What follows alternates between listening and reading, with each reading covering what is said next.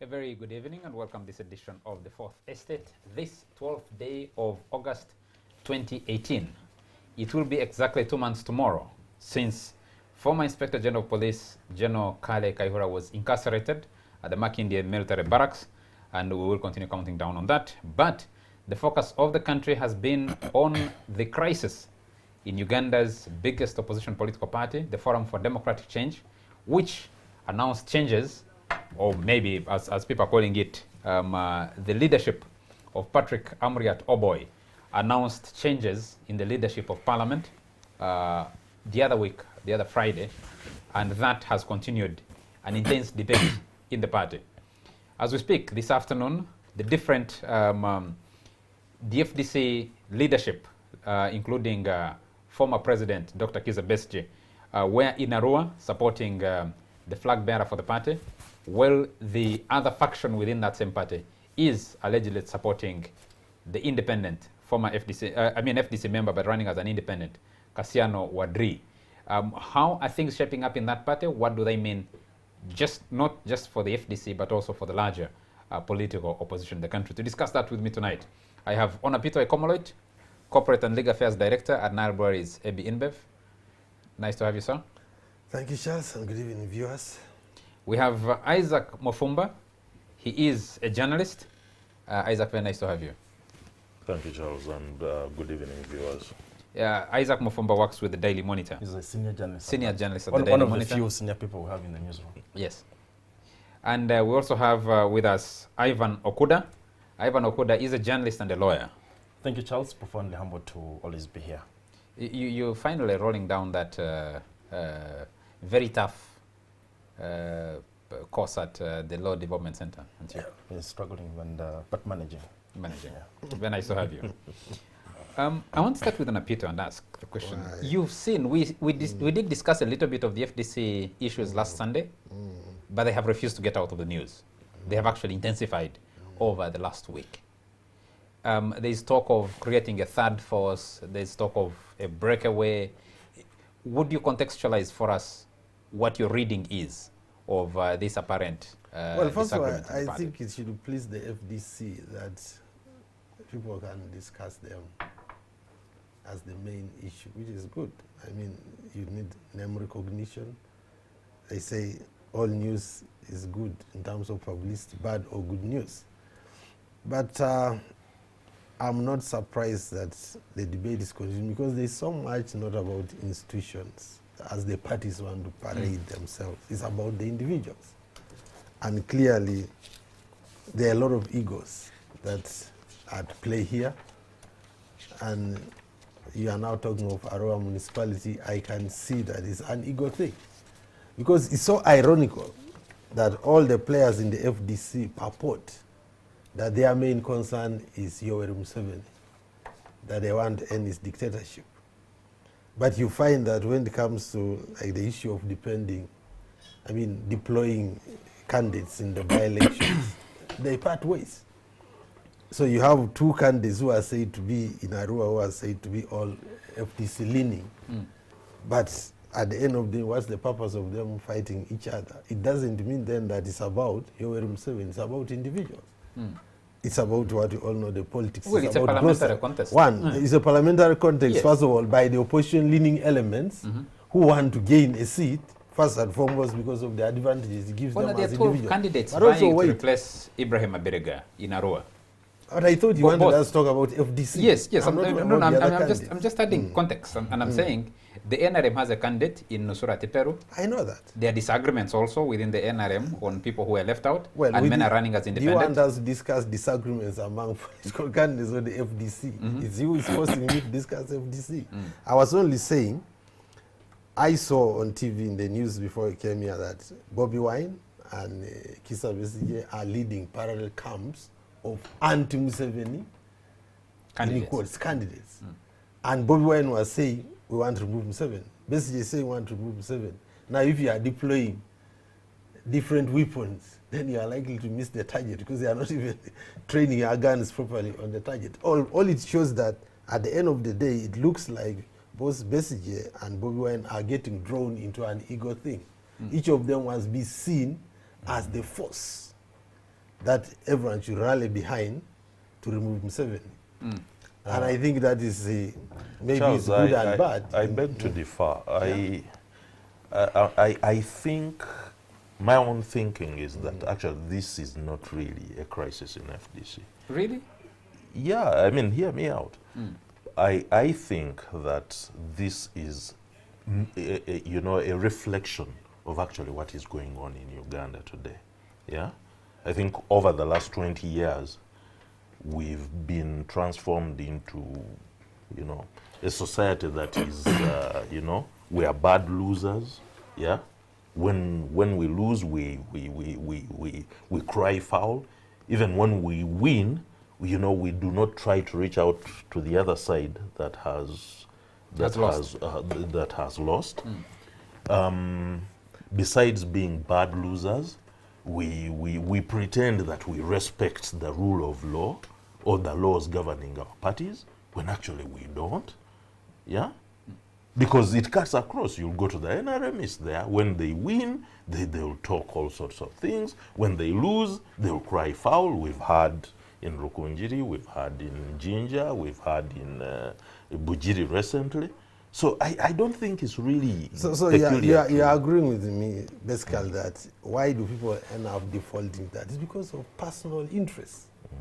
Because if you are representing an institutional interest and you lose, then you can go home and know that it's an institution, it's a group, but you feel personally touched, But in fact, for me, the irony here, even when an opposition candidate wins, other opposition candidates are not happy, but they say we have a common cause. So how do you move from those personal interests? Because personal interests would build into the group interests. Ideally. It's a question of how they get managed. And in the case of FDC, they've clearly failed to manage those personal interests, and therefore they cannot amalgamate them into group interests. Is there crisis or no crisis in FDC? What do you say? Charles, as a student of constitutional law, one of the important things we're taught is the constitution is interpreted as a whole. And why that is important is because you don't get one article of the constitution and run away with it and say, we have power to amend the constitution as parliament. And therefore we can amend it for all we want and to serve whatever interests are in consonance with our own. I was actually about to think that you haven't been living in Uganda since Expate Matovu. Yeah, I'm just coming there. Yes. That power must be exercised in view of the different articles of the constitution, each building onto the other. And why that anecdote is important is because I think we risk falling short of speaking individuals and actors and negating issues if we analyze the Forum for Democratic Change as an entity. I think the body politic of Uganda should be looked at as a whole. And just like my senior colleague Isaac Mfumba has put it, if you are saying FDC is in a crisis, as I don't know, is that called a headline, I think, as the topic has been framed, the crisis in FDC, I think you could as well speak about the crisis in Uganda, you could as well speak about the crisis in East Africa, you could as well speak about the crisis in Africa, and even extrapolate that to the crisis in third world countries, because if FDC is in a crisis, the Democratic Party is in a crisis. The Uganda People's Congress is in a crisis. The NRM, for all the glamour, Charles, all the glamour is in a crisis. Can I just start in there? Yes. Isn't the crisis of Africa largely, be it with the politics or the economics or socially, that the attraction to blame, not to define the problem and locate it where it is and keep it there, or deal with these different units to create the whole, becomes more attractive, and therefore you can never get to solve anything, because you think if FDC has a crisis, instead of them sitting in Najana and Humi or us sitting and analyzing them for what exactly is happening, we think, no, it's not just an FDC crisis, it's a broader thing. Absolutely, and I think you're reinforcing my point. It's a much broader thing than we want to put it, because, I mean, look at the Democratic Party. When I was having a chat with the Honorable Elias Lukwago, Lord Mayor of Kampala, in the 7th Parliament, who was sharing with me, there was huge credibility crisis around the leadership of Dr. Paul Kahonga Semogere. The young firebrand legislators, Norbert Mao, Dr. Genga Latigo, the late Patrick Musisi, people like Francis Bwenje, were agitating against the leadership of Kahonga Semogere to the point of boycotting the launch of the construction of the Benchwanuka house in Mengo. Now, the old man left the stage, but those problems around the credibility of leadership, around consensus building remain. Milton Obote had a serious crisis in UPC that was, among others, filled by politics. Let me go back. Different Uganda House. Uganda House is still not without cutting you short. Yes. Why can't we, on this show, focus on the FDC, put the beam on them, and say we're going to discuss FDC for what is happening, because FDC promised.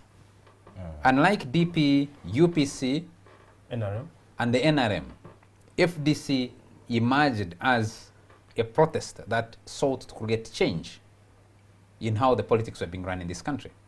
So they sought to chart a new course. If they have failed to chart that new course, they need to, we need to focus attention on them and say what exactly is going wrong. Absolutely, yeah. And I entirely agree with you. The challenge, though, is and I entirely agree with President Museveni on this. Sometimes in these discourses in Africa, we start to discuss individuals. In other words, the who, and then we forget the what. I think for me, in terms of intellectual curiosity, the what is possibly more important, because we risk falling into the dichotomy of good men versus bad men. So you say Kizza Besigye is bad, Mugisha Muntu is better. Norbert Mao is good, Elias Pogo is bad, Betty Namboza is bad. Olaro Tunu is bad, Jimmy Akena is good. But Olaro Tunu has existed for you the stage. You fail to create harmony in the party. So perhaps we could even ask the question, can we have a political party functioning normally in the circumstances of Uganda, socio-economic and political? I think the FDC, just like the UPC, just like DP, just like the NRM, are incapable of operating as normal political parties the way we know it, because of the socio-political context of Uganda and the circumstances we find ourselves in. These are parties that do not have any serious social base. They don't have an ideological grounding around which people can quarrel and fight, agree to disagree, but be united by the idea of a certain ideological foundation.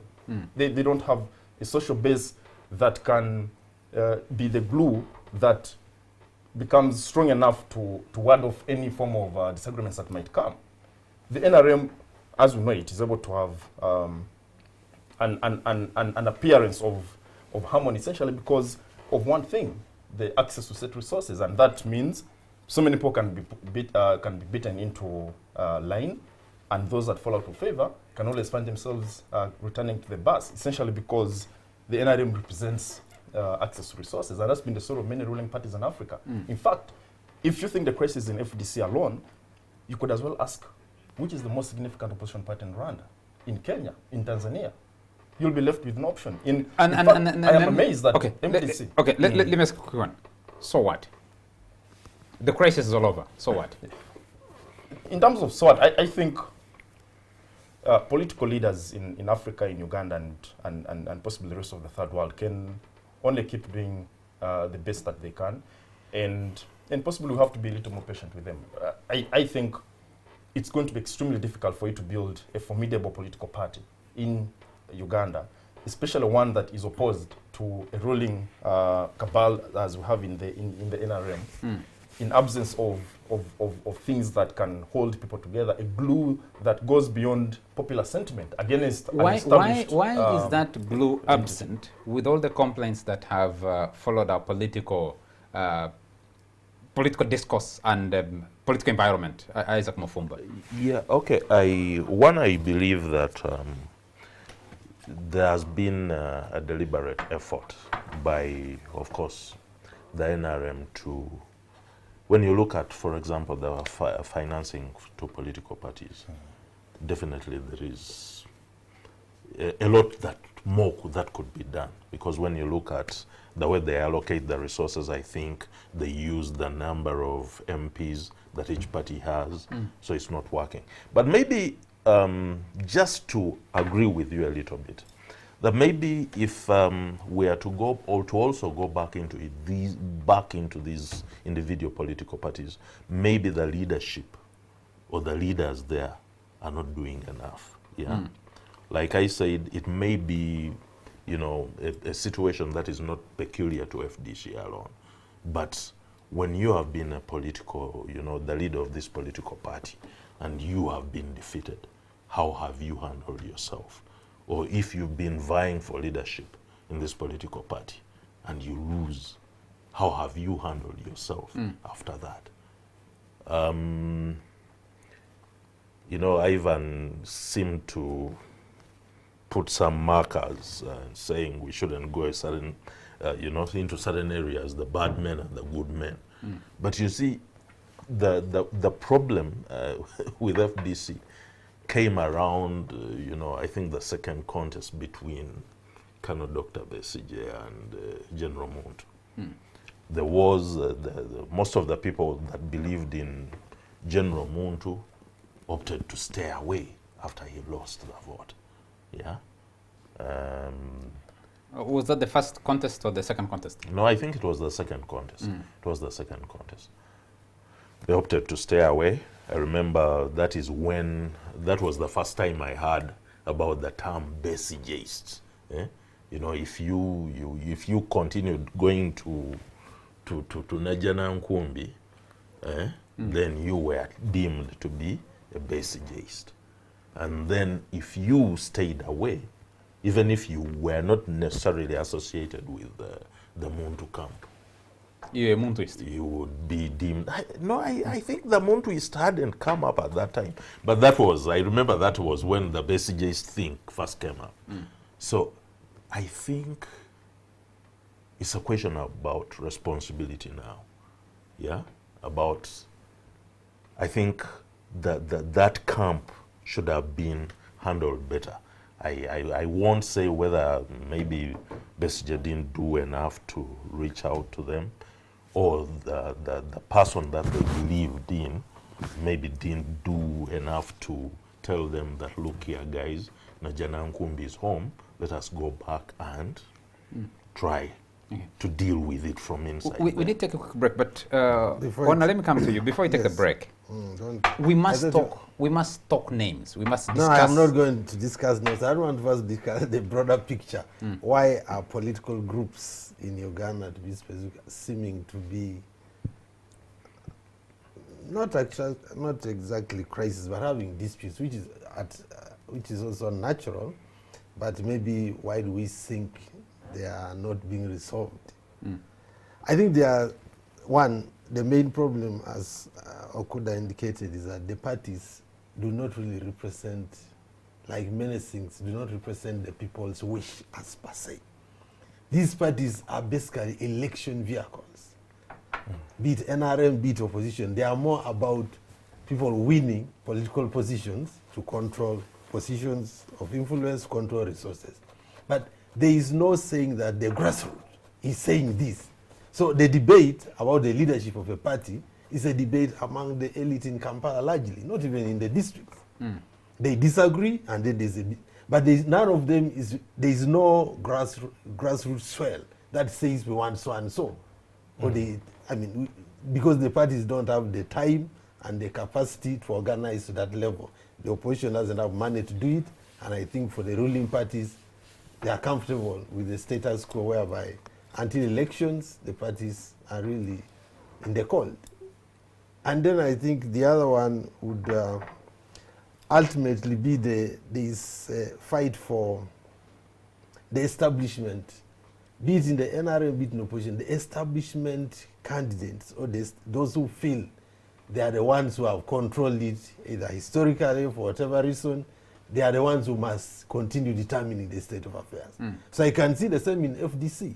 There are people who feel they are the ones who have been in parliament for a while, they founded the FDC, they know the way it's working. So when Amuriat perhaps suggests some nobodies, they kind of say they are going to they can't work. So there's also that fight between the establishment figures in political groups and the new sort of fringe figures. But of course, this is a global phenomenon, I think best represented in the US, where basically Trump was a fringe candidate, and there was a whole establishment thinking he could have no chance, but somehow he had a chance. He had a chance. And I think we're also seeing here that maybe people who are considered establishment figures, both in the NRM and in the opposition, will always face a challenge from other fringe elements. We'll be opening a phone line at some stage for you to be able to share with us what you think about what's going on in Uganda's major opposition political party. There's been a lot of contest about that characterization lately because FDC didn't succeed to increase its numbers reasonably in the last election, and especially its recent loss in elections in the new municipal councils has put a lot of doubt. With Bobby Wine emerging, he's delivered. He's been credited for delivering Bujiri municipality into parliament, and now there's talk about whether if he delivers Arua municipality, and having delivered himself earlier, what will that mean about whether there is a new force emerging around? He's emerging as a new force within the Ugandan parliament. We'll be discussing that after a very short commercial break. We'll be right back. Still watching the Fourth Estate, and we're discussing the crisis in the Forum for Democratic Change, billed as Uganda's largest opposition political party by the strength of numbers of elected officials of that party and votes turned out in the elections they have been involved in. Gentlemen, I have with me Ivan Okuda. He's a lawyer and a journalist. I have Isaac Mufumba. He's a very senior journalist with the Daily Monitor, and Onapito Ekomloid. Gentlemen, we cannot avoid names, and we must discuss names. The particular case of the Forum for Democratic Change, to many Ugandans, is a sad story of the attempt to challenge Yoweri Museveni for the presidency, because FDC is the party that has emerged as a breakaway from the NRM, with people who knew Museveni very well, who had fought with him and tried to do something to challenge power. Hardly 20 years down the road, FDC is wobbling, and people are wondering, because there's talk of creation of a new political party, though the efforts like of Betty Kamia to found another political party fell flat because she walked back with her party into the NRM, if she ever actually created anything called the Federal Alliance Party. But so she had the most coherent idea. Yes. She was very consistent. Yes, she was very consistent for a very long time, but that she ended up back in the NRM raises questions about if another group broke away from FDC today, one, can they actually afford to break away? But two, if they broke away, would they find traction in a country that has so many political parties, and you cannot count 4 active political parties off your fingers if you wanted to trace the many, about 37? No, I think they reduced to 39 because some were, 29 rather, some of them were deregistered. So let's talk names. And I want to come back to Isaac Mufumba, because I know for some, all of you have interacted with this for a very long time.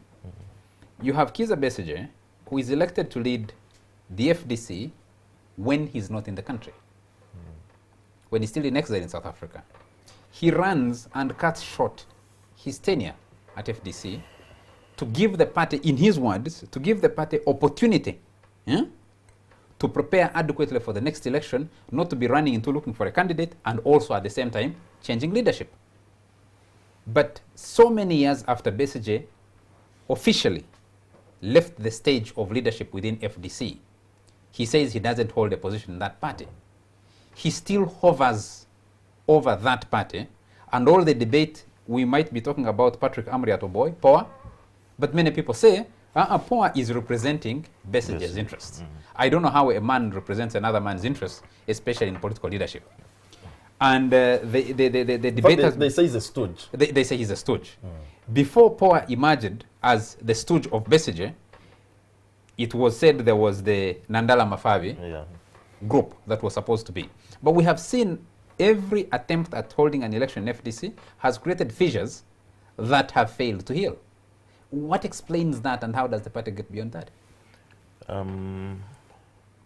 First of all, maybe you didn't tell viewers that besides the journalism, I also worked with FDC. It's an important declaration of conflict of interest. Thank you for declaring that. Yeah, you know, around 2011 elections, I worked very closely with with FDC. Now, I don't know where the suspicions began, but very many people in FDC, I mean, I'm sorry to say this, I know some of them will not like it, but very many people in FDC, at least around 2010, 2011, when the campaigns were going on, you know, where, you know, they would show suspicions. You know, you would see suspicions about General Muntu. You know, he was the party's chief mobilizer at that time. Now, I think he was a member of EALA at that time. Now, when Kizza Besigye is, you know, is nominated to start campaigning for the presidency, General Muntu was part of the delegation that went to, I think, oversee the elections in Southern Sudan or something like that.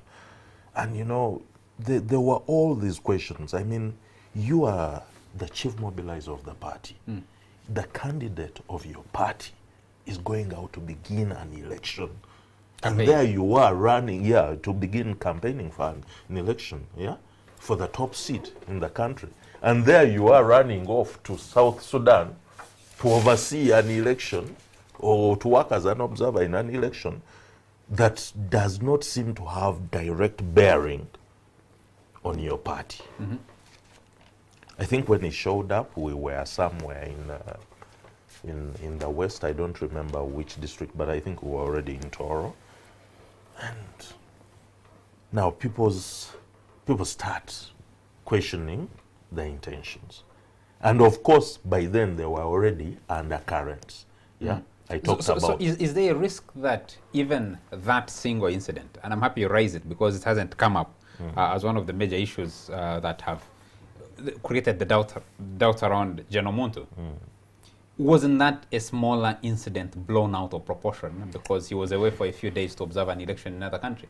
No, you see, the problem was that now this one came up as I already told you, tensions had built up from the previous election. Yes. Yeah.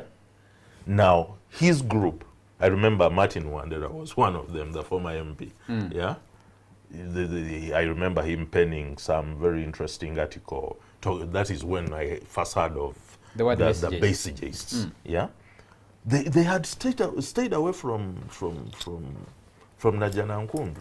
Yeah, after their loss, that is what I was talking about. That, you know, this is not really peculiar to FDC. We all lose and then we seem to lose it. Yeah, so they had been staying away, and what most people in Najana Nkumbi at that time had expected was that after this loss, General Muntu would tell his guys, Martin Wandera, I think.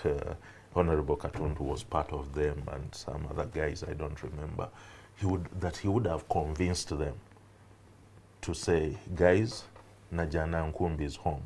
If we have issues, let us go and resolve them from there. Resolve them from there. So now, when people know that there is actually part of the family that is out there that hasn't come back home, then an election comes which is deemed as a very serious matter for the party, and you're somehow missing in action, then even when you come, because now I remember somebody pointing out, I think we were in Bujiri at that time, General Muntu comes and he's accompanied by two guys. I think they were from one of the churches. I think it was Pastor Kayanja's church. I don't really remember. But you know, they were, I don't know, I think they were naive. They start talking about when he comes in. Yeah, I think when you come in as president, you have to change this, you have to change that. You know, when people are hearing you, they start. Why should political contestation be taboo because there is Besigye as president? Why wouldn't people freely discuss a possibility of a Muntu presidency of the party? Charles, I doubt that Prince Charles would talk of ascending to the throne in the presence of the Queen's handlers. You know, those are the things you can talk about in a subtle. Would you imagine somebody talking about... Let me just take you back a little, because we're going historical. Going into that contest for the flag, between Besigye and Muntu, there was all that talk prior and leading to election day in Nambole, that Muntu was a CMI candidate, that CMI had been mobilizing for him, which Muntu's camp believes was being deliberately fueled by Besigye's camp. Besigye's camp believes Muntu, the things you're telling me now, keep picking up some of those rumors, picking up a trip he made, picking up all these things. And they have built in that party, now from 2009, you're almost getting to 10 years of a party that was only registered in 2004, December 2004. So what exactly would you say is going on? The party has been almost in permanent crisis for more than half of its existence. Well, I personally wouldn't call it permanent crisis. I think these are challenges that the party is going through. Those suspicions will always be there. And, you know, somehow it always manages to emerge out of those challenges. I want to believe that. One of the things, first of all, I wanted to just add something on the wider crisis of opposition in Africa. And I think we are seeing it in Zimbabwe. It's a crisis of winner take it all.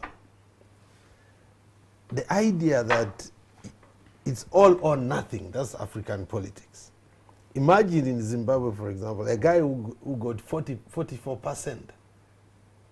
The only thing is now he could go to prison instead. He has no power. He has nothing to play. And a man who got 50.8 has everything. You know, he has the lion's share. There's an election petition now. So of course, you know how it will go. All election petitions in Africa. But Justice Maraga surprised me. Where is it? No, but even in Zimbabwe itself, because of that petition, they have delayed the inauguration. My point is, yes.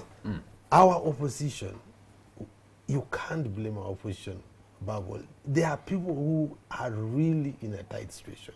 You go into an election, you miss by whisker, you spend everything you have, and then now you have to survive. Of course, the ruling establishment in all countries will not be sleeping. They will want to finish the job. So you always have opposition is fighting for survival at all stages, because those who win will want to finish them off using all means. So there will be agents of the victors trying to quash the opposition. I mean, after the last election, President Museveni was very categorical. I'm going to finish the opposition. So you think what's going on in FDC is... no, I'm just saying, he said that. I'm not saying he's responsible, but I'm just illustrating that the opposition is fighting within itself as it would appear, but it's also fighting. Having been as close to Museveni as you have been, so we can infer. But, but just so I was saying yes, that the fights are really, and then specifically in Uganda, I believe that the FDC and many other players in opposition have concluded, and I think basically has said this openly, that Yoweri Museveni cannot be defeated at the ballot. And many of them are now going into a waiting game, that maybe nature will take its course, and everyone wants to find themselves viable enough to now have a fair fight with somebody in the NRM. No? So I can see people positioning. I hope they will not position for another 20 years or so. Well, as Ivan comes in, those waiters upon nature should be in for a road shock. I was just checking the other day. I was checking the other day after some people started throwing that around. And you find that Mzee Kaguta lived up to 97. And he wasn't one of the most disciplined people. Or the time he grew up, he didn't have the disciplines or the discipline necessary for self-preservation as the current Yoweri, as the son, who takes extra care. I'm told he would even stop his limo if he suspected there was a mosquito in his car, and stop. And if you have seen him wearing gloves, he's just trying to make sure that there is no threat. He doesn't drink alcohol. At least he takes very good care of his life. And every time he has spoken, when he was speaking at the funeral service of may his soul rest in peace, Yona Wapakabul on Friday. And he talked about, he says, dying at 47 is not acceptable. No. God, who says God lacks company that he wants to take people so young? So if you're looking for a person who really wants to live as long as possible, Yoweri Museveni wants to live as long as possible. If someone dies at 96, that's fair enough. He said that's fair enough, but he said his own father could have lived up to about 100. So in his projection of things, and he made a very important statement that if you die at 96, society will have maximized your value. So you can, I think he sees himself around for another 20 years. Okay. So the people that honor says and are waiting launch have another 2 decades of patience. When you wait, there is frustration and there is going to be more fighting among themselves. Which drives the framing of my question to Okuda. That if that is what you're faced with, if you have a man who now, without the limitations of term limits, without a limitation on age, with abundant resources, be they state or otherwise, to run what he wants, with an abundance of the state machinery, those who choose to challenge political power through political formations called political parties need to think about how they do that, and they cannot hide behind, or they cannot be comfortable by saying that the crisis is larger, is not just about us. So the Democratic Party, the Uganda People's Congress, if they're serious challengers, the PPP, the MDC, the PIP, all these other formations, and the Forum for Democratic Change, above all others, must be able to deal with their issues and say, this is the situation we are faced with, and this, we must find ways of dealing with it. The evidence in that party doesn't show that they have done a reading of the situation in which they're operating to be able to challenge it. I don't know if you can excuse them for that. I think they have, but the socio-political context and circumstances in which they operate betray the little efforts that they have put in. And allow me just quote a paper that was delivered in Makere in 2003. That was before the reintroduction of multipartyism in this country. It's titled Formation and Impact of Political Parties in 1950s up to Independence 1962. Lessons for Democracy by Nathan Byamukama. Paper presented at a 2-day conference on constitutionalism and multi-party governance in Uganda. I don't know what Nathan Byamukama does, but I think he delivered a very well-thought paper. Just one particular quote. It can be said that while parties in Europe evolved out of both objective and subjective conditions in the context of inherent contradictions between capital and labor, in Africa, it evolved out of only subjective conditions without any fundamental cohesive base. Hence, the party in Africa has not only been parachuted onto the African civil society, but has also proved dysfunctional to the state itself, and in some cases has kept the state insecure and temporary. It's a very long paper, but the long and short of it is the operating environment for political parties in Africa is completely at variance with the socioeconomic reality in which we operate. And that's why, to the extent that you do not have parties that have an ideological and social base as what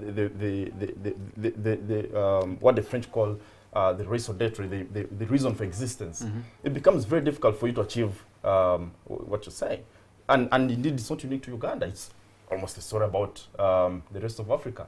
If you have any success stories, they're possibly 1 in 1,000, and almost negligible. So the script that the FDC, UPC, DP, tomorrow if the NRM became an opposition party, just like UPC at one point became an opposition party, after a stint in power, they would have to face the same challenges. And that means, first, you're dealing with politics of survival.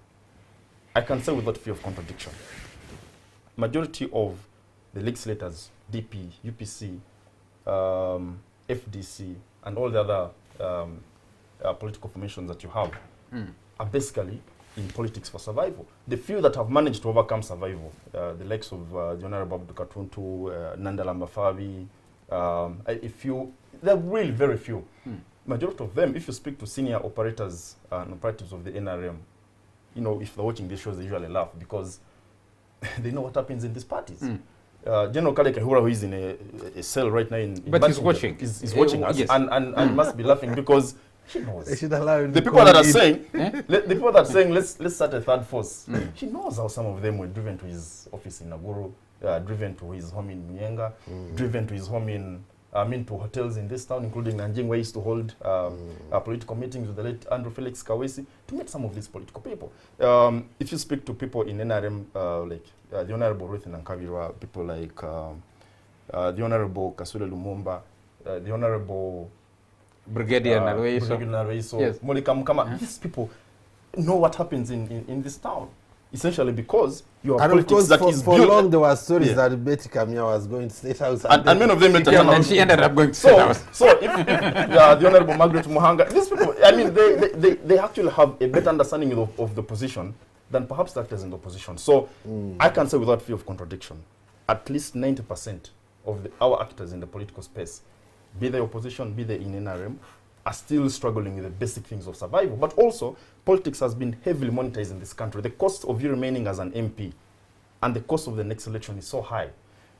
I saw a tweet by my brother, Honorable Peter Gwang, publicizing a donation of iron sheets to 3 churches in Katakwi. You've got to keep doing that because the next election is looming. So if you're an opposition MP, the cost of the next election is so high.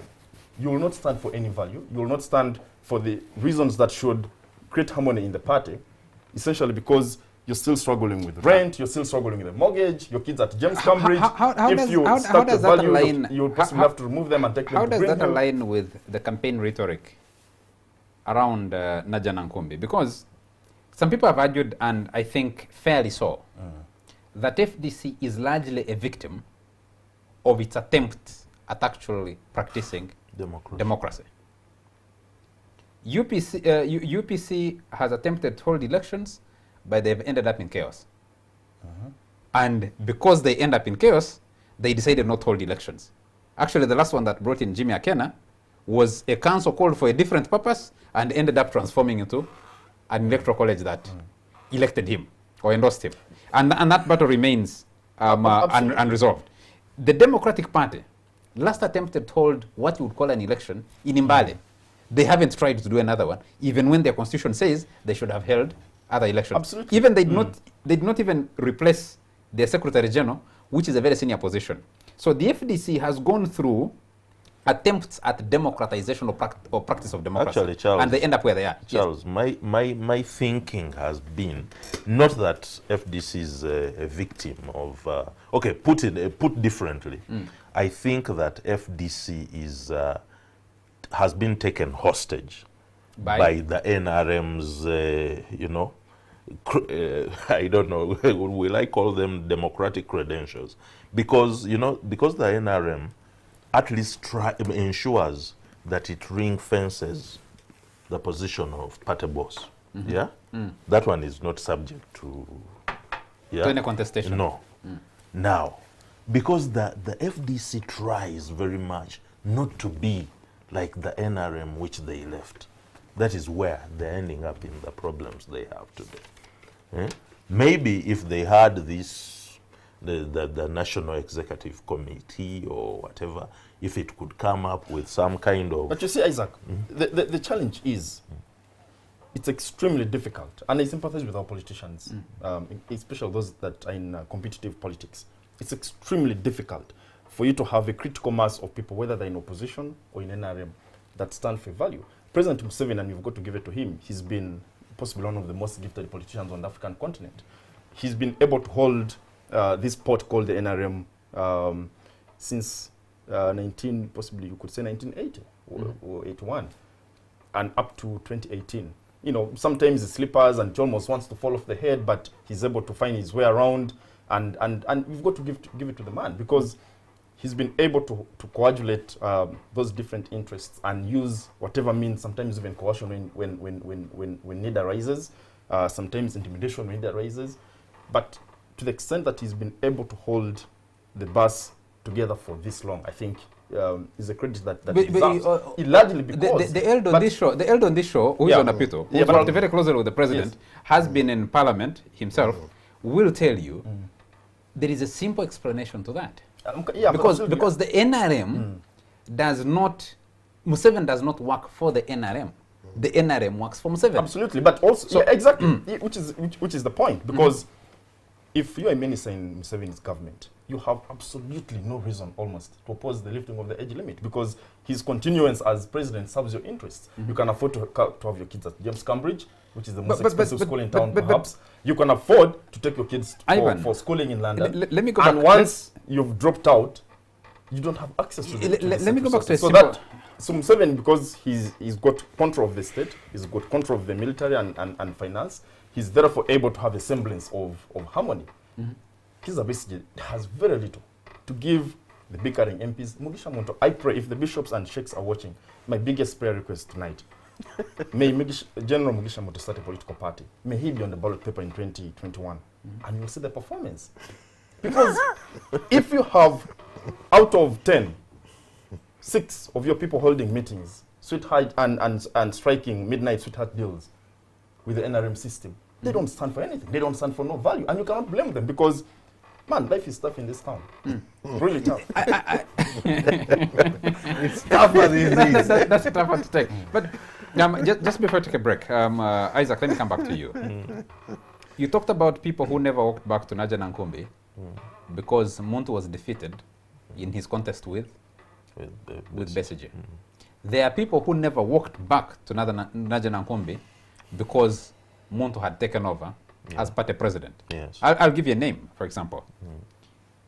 The actual, they call it the last straw that broke the camel's back for the former Electoral Commission chairperson of FDC, Major Waramera Ranga, retired, was the victory of Mugisha Muntu. He told people that he would never work with Mugisha Muntu and walked out and ended up, the next we saw was him with the NRM. So he's not alone. And these cycles have continued every time someone takes over. Even since Power took over. There are people who returned to Naja Nankumbi because Power had taken over and that tendency had won. There are people who walked away because Power had taken over. Where does that take FDC? Well, I kind of hinted at this when we just began the show, and I was saying it's my own thinking is that it should have been a question of responsibility. You see, I think that the soldiers will tell you that it behooves well of an officer, a general, when you are victorious, you reach out to the other side. I know some of the disagreements, were really bad. I remember one of the people you talked about, Rubaramira. I know the man who was the deputy spokesperson of the party, Mr. Wafula's deputy, Toterebuka Bamwenda. Yeah. Yes, Bamwenda said he couldn't work with Muntu and walked out and has never gone back. Yeah, and he is, maybe now he has gone back, I don't know. But I think at that time, first of all, when this problem first began, I think General Muntu should have first reached out to his own people. Say, look here, guys, we went into this context knowing that we would either win or lose. So let's go back there. Let's not create that division. Even after winning, he should have reached out to the Rubaramiras. That is what leaders do.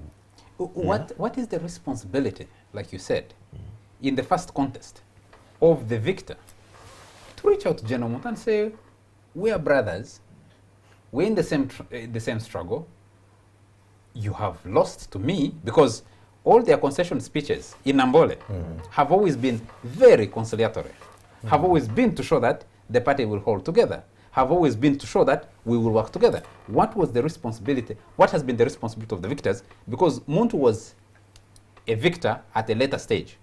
He had lost before. What was the responsibility of the guy who defeated him to say, please, come back with your people, let's have a cup of tea, let's have a discussion. That's a very important question. But one, I cannot say I know what is going on in Naja Nankumbi. But besides that speech in Nambole, when Ms. Amriat went to swear in Naja Nankumbi, I remember that in his speech he tried to reach out. And then I've seen my friend Kisangala writing something about, you know, how the letters were being written, for example, to the immediate former law, you know, let's come back home, messages, you know, messages, and that kind of thing. I think something has been going on. That is, because I trust Kisangala. Evidently, nothing has gone on, because if you saw the headlining of both Sunday Monitor and Sunday Vision last week, was to say the Muntu team has been exited by The question here about Ona, can I come to you immediately after the break? No, I'll start with you. Apologies. I'm so young like you.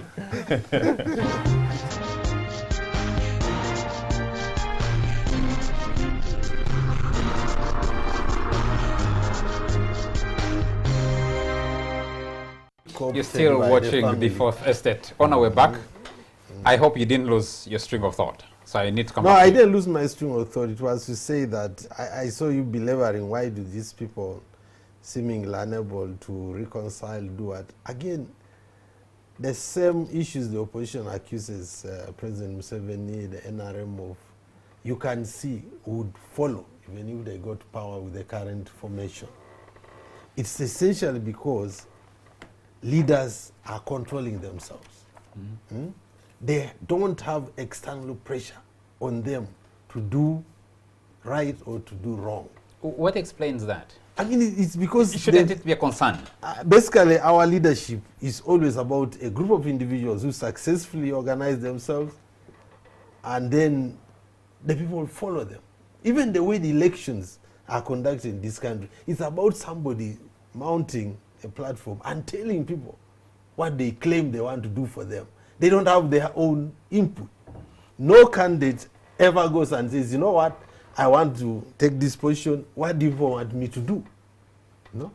So the people allowed, generally disempower themselves and allow leaders to be the ones to decide for them. And that's a fundamental weakness in our society. But so much that regardless of who comes to power, they are most likely going to become as dictatorial as we accuse I hear you. I hear you. Just hold on. Every individual, even in our families, must be controlled. So if you're a leader, there must be a power besides you to tell you, don't do this, otherwise human instinct is to try and do what you want. Would you agree that that what you're describing is a situation that has been created by or purely under President Yoweri Museveni? I don't think, because it's obtaining in other countries as well, in Africa. No, but so you'll appreciate. I would say it's a weakness of our society, if we talk of Africa, but fundamentally a Ugandan thing. But you'll appreciate, you'll appreciate that going into the Constituent Assembly elections, for example, in 1994, the population was invested in who becomes leader. Going into the first round of elections of the expanded NRC in 1987, or even if you took it just around that 1986, 1987, 1989, or even during in liberated areas during the 1981 to 1986 war, the election of LCs, the people were invested in that process. Prior to that, in the 1980s, those elections under Obote and UPC, people contributed. Going into the war, people contributed the war effort without expecting a return. They only started camping at Parliament later. So if you're looking at the infection of the political system in this country, you would give to Museveni that is part of his bad contribution Charles, to the political strategy of control. But I just wanted, before you come in, I just wanted to return to, let's be specific about the FDC. Right now in Arua, Kizza Besigye and Bobby Wine seem to be representing different strands of FDC. And people are listening to them. You never hear people in the crowd raising, just hold on, raising banners or to say, please, we want you either to reconcile, want you to do. The people just keep listening to both sides. And whoever wins will say, I'm the winner. So I'm just saying, we need our society, people who listen to shows like this, to devolve the strengths to control leaders. My disagreement with Ona is about Bobby Wine also being a leader of a strand of FDC. Bobby Wine is not... No, they have been saying Cassiano Wadri is an FDC. Yeah, Cassiano Wadri is. Yes, Cassiano But General Wadri Monti is is actually campaigning for Cassiano Wadri. Yeah, and General Monti, yes. Now As I an would FDC leading understand person. if you say that, you see, my whole problem with this thing is that people are drawing Bobby Wine into FDC as if he is FDC. He's not part of the leadership of FDC. I would want somebody to come out and prove to me that Bobby Wine is a leader in FDC. He's not. Okay, let me just on FDC that. elements. Sorry, Ivan. Just on that, what will it mean if the official FDC candidate loses that election in Arua municipality for FDC? Well, I mean, it depends on interpretation. But you know, you remember the beginning of the show. I told you that my problem right now is that over the last 20 years, I think you've talked about the Museveni effect on the body politic of Uganda, is that, you know, we pretend that we have respect for the laws and regulations that we set, but when actually we kind of don't seem to accept them. Because the official position of FDC is, or any party for that matter, if you have a dog in the fight, you don't go, you know, backing up, cheering up the other dog in the fight. The challenge, the position, the position, for me, I agree with Dr. Vesige's position. If this, and indeed, actually, the rest of the party structure, if this is the official candidate, please back that. My question is, when you say the official position of the FDC, the problem is, in this context, who is FDC? No, but beyond that, FDC is, there are other people who are outside the leadership who do not agree with that position. If you're operating in an environment as well described as Ivan did at the beginning of this show, when do you as a party do a strategic retreat and say that walking out of Bujiri with 900 votes is counterproductive to the interest of building FDC as a political party rather than joining or at least retreating from? Because FDC was beaten in Bobby Wine's constituency, Bobby Wine's, candidature. It was beaten in Bugiri recently. It was beaten in other elections. You could even add elections that should have won or have allowed another opposition person win. What does that mean to the thinking and strategizing function of the party to say, we are backing Namatende up to the last minute because she is the official candidate, or in the case of Arua, we're backing the official candidate, whether we know he's going to win or he's not going to win. Because sometimes to retreat from a race might give you better dividends. You see, no. I do not believe that backing out of a race is always going to give you a good dividend. One, even you can learn something out of a loss, by the way. It can be a question of strategy. It can be a question of the strength of the candidate you fielded. It can be anything. But in the name of God, you do not say, we are holding party primaries. You choose honor here and you say, you are our official candidate.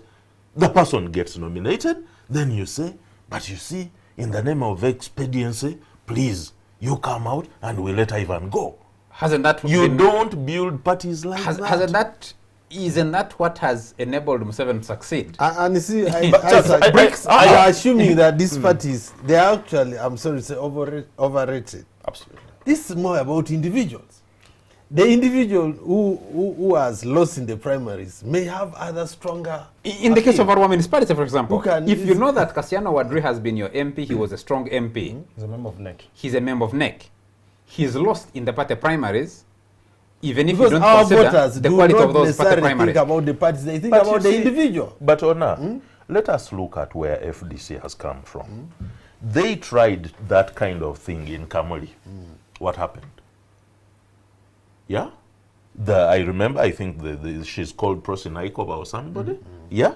She was meant to be the flag bearer. Now, because they come up with this system of, somebody being in a senior position and something. Do they do opinion polling? Are they doing opinion polling? Are they weighing who actually? But no, I don't remember how they arrived at that decision. In the grand scheme of things, it truly doesn't matter who becomes MP in a Arua municipality, because at the end of the day, it's a job for Kasona Wadri, who is possibly too impatient for 2021, and he had to cross from Telego County to the municipality in Arua. At the end of the day, in Bujiri, it's for my senior old boy from Kira College Butiki, the Honorable Asman Basara, to get a job after more than 2 times of trying to get to parliament. It really means so little, especially in the context of a parliament where NRM enjoys a very comfortable majority of not less than 300. So an extra 1 or 2 MPs possibly means an extra contribution for the party, possibly means another lone voice adding on to the already existing about 37 legislators for the leading opposition party. But in terms of the grand scheme of what the FDC intends to achieve, it means so little. And I think, Evan, right there, what would it mean if FDC and the other opposition had paid a little bit more attention to positions in parliament, and somehow, out of those 427, are they 427? Had been able to raise their numbers to at least 150 MPs. That's a point that has been made by so many people. The need for FDC. Certainly the FDC. And the broad opposition. Yeah. The opposition would want to do everything under the sun to have 180 or even 200 members of parliament. But here's the thing.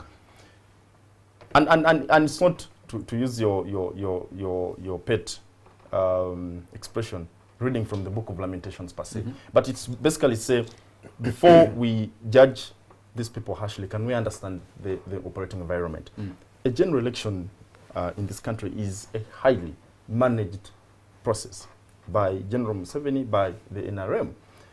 So much that you have the military and finance, the police, ISO, CMI, all these guys coming into the theater of politics to ensure that the NRM is able to register a significant majority. But also, let's not forget that the NRM and General Museveni, for that matter, continue to enjoy a considerable level of popularity in the country, as we saw in the LS1 elections. In fact, part of the challenge is the opposition and their allies in civil society, tend to write off Museveni and NRM and say they're not popular, they always rig elections.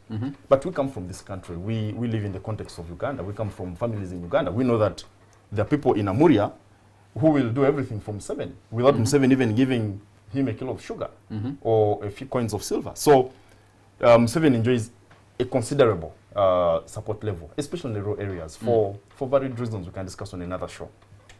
So he begins from a certain level, and then he supplements that with the infrastructure of the state that captures its presence up to the lowest level of the presence of the state. And then you have money. For example, I was told by a senior member of the NRM, in the last election, they had 3 polling assistants per polling station, each of whom was paid 60,000 shillings. That's about 180,000 shillings per polling station.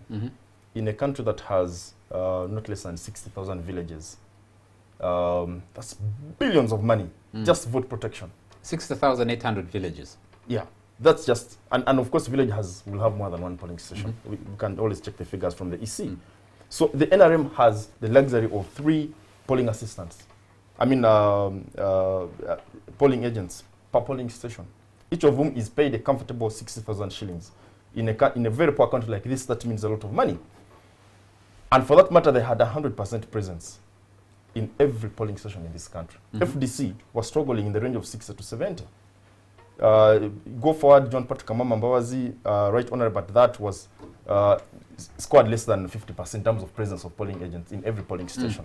So this is largely attributable to the ability to have the financial backbone to have your presence, but also the cost of nomination, the cost of running an election campaign is so high that if you are running on an opposition ticket, you almost can't match up, because an NRM candidate has a starting point, financially speaking, if they're running. So it's extremely difficult if you are... You're reading from Lamentations. Absolutely, but... Yes, you're reading from Lamentations. But you see... you are struggling to describe but challenge is... status. No, at least now he has some family connection. But honor, the challenge is this. So people come on TV, go on radio and tweet and Facebook and WhatsApp and say, Kizza Besigye has no strategy. Kizza Besigye has held us down for the last 4 years. 4 electoral contests. And then you ask them, can you sit in a boardroom at Serena, be given a few hundreds of thousands of dollars and come up with a strategy that would actually work and possibly even actualize it? As long as you're not able to surmount the challenges that these people have, then you lose it. Because, again, the dichotomy of good and bad individuals, actors versus the issues. So the talk was Kizza Besigye has no strategy. And then the popular discussion in town was people like Timothy Karejera, my senior colleague, John Patrick Amama comes with strategy. He's coming to do the work Besigye has failed to finish over the last 3 elections. I have some callers. Yeah. I'm going to cut you short. But how far did he go? So it's extremely important for us to appreciate the dynamics. Hello? Hello, caller? Yes, sir. Your name and where you're calling from? Yes, sir. I would like to contribute to this program. This is Professor Kabweje. Yes, Professor. I would like to contribute to the program. Please go ahead. What do I do? Go ahead and tell us what you want to say. Yes, I want to ask these people who are saying NRM has Museveni, he is the president, he has the resources, and so on. What do they want the NRM to do? They want Museveni to say, I don't have them, I give them up so that FDC can win. Have they studied power? Do they know what power is? Huh? Do you have power and then you voluntarily give it away in the name of goodness? Huh? Is that how? We are listening. Go ahead, Professor. Yes, now I can hear. I'm live. Now, the thing is, there is yesterday, Museveni. Go on. Yes. Yes. Professor, I'm told my producers tells me that you're possibly listening to yourself. I've reduced my volume now. Please. The thing is, conditions of power. All right? And if you really are interested in studying power, you check how is one in power? How is one powerful? What conditions have produced the powerful? So you don't wake up and say, the powerful given to the weak. Besigye has used defiance. Defiance is come to him now. He's being defied point blank. So there is no way he can use the method, and the method comes back to him. That's the theory of the boomerang. Yes. So I can't understand why people say Museveni has been in power for 32 years because conditions have made it possible for him. If anybody wants to take over from him, he must have these conditions also changed. If you want to change them unfairly, unfairness will show. The population of Uganda has seen this man called Museveni, has seen NRM in power for these 32 years. Okay? So anybody who wants to wipe that out and become the big fish, there is a task to challenge. Yes? I hear you. FDC is facing its own methods, and FDC is where it is evaporating. Okay. Because of its own methods, tit for tat, the theory of the boomerang, that is, you throw a boomerang, it comes back to you. Is that good for the country, you think? Is that good? Is the situation FDC finds itself in goodness, good? You see, when you say good and bad, you operate, go into a church, go into a mosque, look for a way to heaven. We are talking about realpolitik, right? The world is not that friendly. When you talk about power, realistically, you don't just say good man, the bad man. Does the good man wake up? Did God say, Lucifer, come and take over? Power is simple and must be understood in its context. And power is sweet. Thank you very much, Professor. Thank you. Let me take another caller. Hello. Interesting. Hello. Hello. Yes, sir. Your name and where you're calling from? I'm called calling from Chireka. You're called who? Toheyo calling from Chireka. Yes, Toheyo. Keep your comment or question brief. Yes, what I would love to start with is the comment to Professor. Because I would love to say to him that Museveni sieged this country, and we are still being ruled by a gun. So he should not find himself in Museveni ruling us, because he has never gone for an election to lose. He just goes there to win. Jugun was there to announce him, and Jawakam is there to announce him in 2021. Whether you want it or not, Jawakam must announce him because he's on an assignment, and he has to deliver.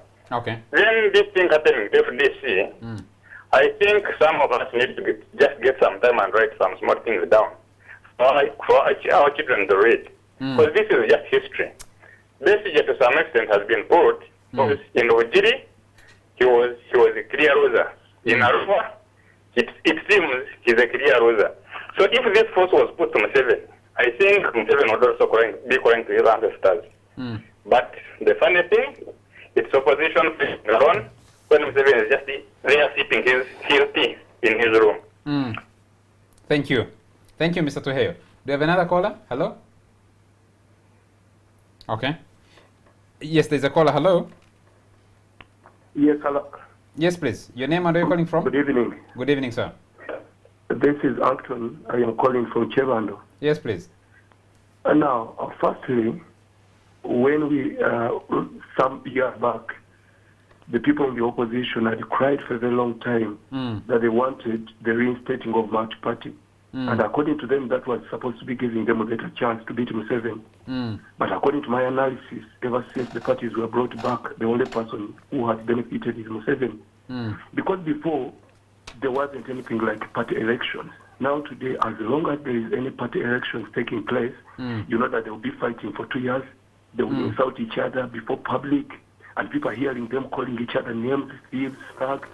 And with their naivety, they believe after 2 years, they will come back with the same people they were insulting and present them before the populace and tell them that's a very good person, you can vote him. The same person you've been insulting for 2 years. Just like a woman who fights with the husband inside the bedroom and comes out saying, you man, you don't function.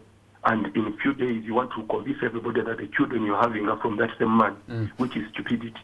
Now, going to another person, who is Chagulanyi, for me, he has convinced me, because what I'm seeing the difference he has realized that that because all these parties, each one of them, FDC, every time they are calling you and they say let us sit together and discuss about one content, to them they are meaning you must join us. Because they believe they're the ones who have the majority of the people in the opposition. So always when the CJ says let us sit together and discuss who should be the presidential candidate, in his head he has one thing, that he should be the one. So if the other parties vote in Mbabazi, then he has to get out. So Chagulanyi decided not to join any of the parties and remained there to bring back the spirit, the original spirit of the opposition. He will look at any person who looks more viable in the opposition and he will support that one. He will support Basaliwa. The next time he supports Jema, FDC. Now, and according to what I'm saying now, majority of the people in the opposition are getting a little bit aligned to him. And I'm promising you, I'm making a promise here and a prediction. Okay. Thank you very much, sir. Fortunately, we can't take more calls because we need to bring this show to an end. Can I just take one, that one more? Hello? Hello? Hello? You're listening to yourself, you're watching TV and your volume is high, so we can't hear you. Hello? Okay. We need to come back into studio. I apologize, I can't take more calls now. Gentlemen, I also have a lot of messages, but I need us to bring this show to an end quickly. I'll just take maybe one from Ongwenis Ksangala, who says, Power reached out to Muntu after being sworn in. Soon after Power was sworn in, he set out to reach out. I personally moved with him to a meeting in Parliament where he met with the MPs. At this meeting, however, the LOP, Honorable Kiza Winfred, was absent. Honorable Semuju, who received us into the LOP's boardroom, told the meeting that Winnie was away on official duty. Would you imagine that there would have been any other engagement of greater priority for the LOP than that meeting? Straight away from that meeting, General Muntu was waiting for Poa at a nearby hotel where he quickly rushed from his meeting in Parliament. They met and talked a range of issues, including General Muntu's so-called consultations. They pledged to continue talking as they sought to work together. Whether they actually continued talking or not, looks like initially, like you said, there was goodwill from both, because Muntu waited from a hotel and Poa went to that meeting. But just one question to you, Isaac, before we get out of here, as all of us will have an opportunity. Poa took over that party, or defeated Muntu, on the promise that the party was actually dead under Muntu and wanted to revive it. Now, with a string of opportunities to expand the party and grow it, Poa is absent. The party is actually not. No, I don't think. By the way, you know, Charles, you're here talking about FDC because it's alive. It's not because you're talking of some carcass somewhere. No. If it had been dead, you wouldn't have been talking about it. How many times do you talk about CP here? Because those are the dead parties. Huh? Yeah? Yeah? Those are the dead parties. That's a good one. Yeah? FDC is alive. You're talking about it because it's alive. But Professor is saying it's evaporating. No, Professor is misguided. He just doesn't know what is going on. Professor is misguided. Yeah? And I could see from his take, from his take that he was mistaking Besije for FDC. No, Professor is saying Besije, who believes in defiance, Poa believes in the defiance tendency. Yes. Nandala Mafabi, who believes in the it's boomeranging on them. They are being defied by Bobby Wine. No, Charles, I honestly believe FDC is very alive. The only reason we are talking, the only reason we saw all these headlines talking about how Poa has fired Muntu's team and what, is because that party is alive. Will that group form another party? Do you think they will break away? Well, like Ivan said, I honestly pray that they do go away and form their own party. Then they will understand the intricacies of managing people, managing Thank parties. you. Our time is out. I think they will not form another, but I think they are most likely going to join NRM. Those who are not happy. NRM is also, as the professor indicated, is not sleeping. Look, for me, I think the opposition, as we already earlier said, is in a very tricky position. If it's about taking on Yoweri Museveni, I don't think this contest of theirs will sort out the viable alternative, because maybe the circumstances cannot allow. But if it's a post-Museveni era, maybe it's necessary for them to go through these motions and try to sort out who can have a fair chance against Yoweri Museveni's successor. Ivan, your last word on this.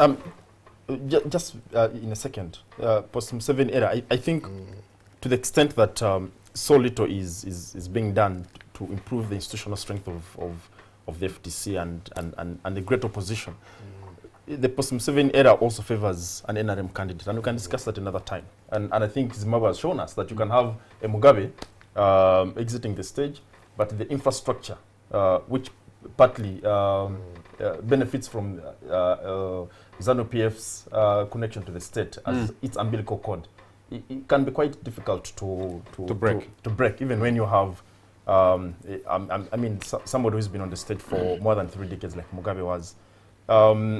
In terms of what it means for the grand scheme of things, I think it means so little in terms of, because FDC's, right from the formation of Reform Agenda, up to the transition to the Forum for Democratic Change as we know it today, their biggest preoccupation has been to dislodge, in the words of Kizza Besigye, General Museveni from power, what they call the dictatorship. And if we now have just 1 year to the election, because the election calendar in this country ordinarily starts around 2020, by which time you have primaries. And I'm imagining President Museveni on the ballot. Under the amended act, actually, it starts earlier. And since part of the act was saved. As we speak, as they're still fighting over the crumbs that are available at Parliament, the NRM has already started mapping the country. They've started to identify the hotspots. They've started to identify the weak areas, and they're putting the act together. So I'm imagining a 2021 election that is already in course for the NRM, finding an opposition that is still trying to put its house in order. Certainly, the ratings are certainly going to be possibly worse than we saw in 2016, and possibly even worse in Parliament, as the Elson elections have already shown. So it's a tough road for them. Okay. But I think they can only do so much in the circumstances, to the extent that you have politics of what Chris Obore used to say, it's bread and butter. People are still solving bread and butter issues. In terms of this Gentlemen, they may claim that if they had not put pressure, I would have lived to 200. Gentlemen, we've overshot our time. Please, just conclude, Ivan. I think, to be fair to the opposition people, because I think I have a fair appreciation of the challenges and the difficulty of the operating environment. They can only do so much. When Engineer Patrick Kamurat appeared on this show, Charles Siru moderated, and he was with Onapita and myself. I said, if I was a member of the FDC, I would have voted General Mugisha Muntu. And I stand with that, because I think the little glue that the FDC had in the ability of General Mugisha Muntu to balance the very polarized positions was lost on the day he was defeated in Ambole.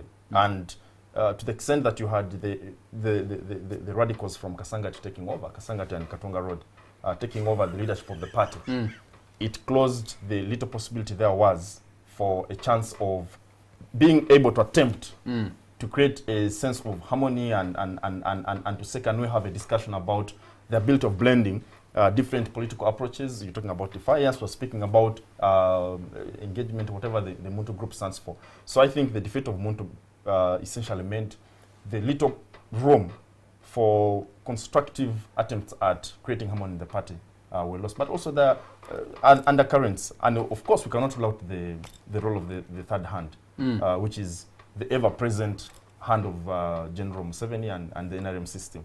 And they're certainly having Thank you. a good I'll laugh. take this message. Charles, FDC has survived against all odds to this day because it follows the dictates of its constitution and principles. And it will certainly overcome the current internal contradictions. That's a message from Wafula Ogutu. I will take one more. Someone, Wamboga Mugiri, your message is very long, so I'll take just bits of it. Does lack of serious, formalized and systematic training of political leaders causing the crisis you're grappling with? Would I be right to say that Uganda has only politicians but not political leaders? Do you agree with me that this is the issue? Should the political parties establish leadership colleges or leadership academies to reduce the gambling about politics, or the mismanagement we are witnessing? Why should all other leaderships be gotten through formal training? Then we expect political leaders to be gambled. Serving in parliament is a job, although we have developed a cultic thinking that all other work are jobs or employment except political leadership. That's Wamboga Mugiria. I'm afraid I can't take all the messages here. I will just take, Margaret Muhanga says, Museveni campaigns for his candidates whether or not they are going to win, but the FDC party doesn't have the luxury to split at this point as we close in on 2021. They are too divided, even the ongoing by-elections, which is, by the ongoing by-elections, which is the disastrous to the ascent to power. That's a view. FDC and other political parties, especially FDC, which is newer, should be still in the phase of tapping good talent and retaining that good talent. I think when the FDC says those who want to go can go, it's counterproductive. Absolutely. And has proved counterproductive to them. So if you have good people, or potentially good people, that you need to be part of the party, they need to harness them rather than cast them away. How do you determine good people? No. Because the ones who... No, Charles, you have a situation. A judge was asked to define pornography and he said, I know it when I see it. So exactly. You see a good leader when you see it. Thank you. Our time is out. Thank you very much, gentlemen. Thank you very much to you all our viewers. Thank you very much, gentlemen. Thank you very much to you all our viewers for joining us tonight. And always thank you very much to the production crew that stays up late to deliver the show to you. And thank you very much, more importantly, to you, the viewers, because you're the reason we can stay up to this time on a Sunday evening. Have a very, very fruitful week ahead. Good night.